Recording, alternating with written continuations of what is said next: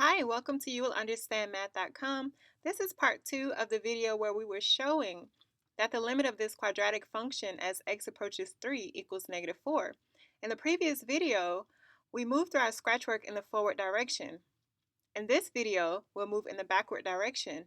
If you need to, have a look at that video, and also feel free to pause this at any time to look at the material that I've already written. In any epsilon delta proof, we want to be sure to state up front that epsilon is arbitrary, and we also want to state what delta is. You can see in our scratch work, we found that delta is the square root of epsilon, which again, I showed this in the previous video. Remember that we want to show that when the distance between x and c is between 0 and delta, that the distance between f of x and L is less than epsilon.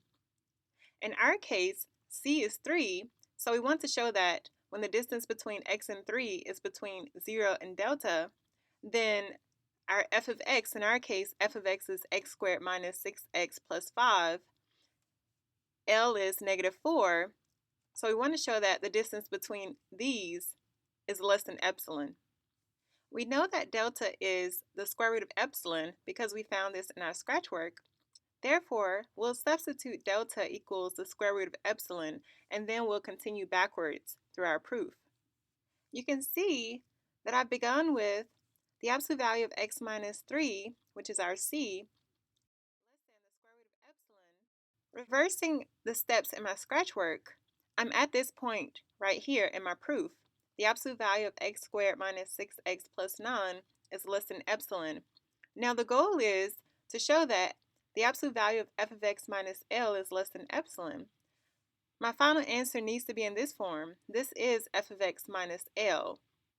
And we finish off the proof stating that the limit of x squared minus 6x plus 5 as x approaches 3 equals -4. Now you have the option to move forward or backward in your proof. In either case, just be sure to point out that epsilon is greater than 0. Be sure to present your delta, and then show that when the absolute value between x and c is between 0 and delta, that the absolute value of f of x minus L is less than epsilon, and your proof will be solid. Thanks for watching this video. Please like and/or subscribe if you've enjoyed.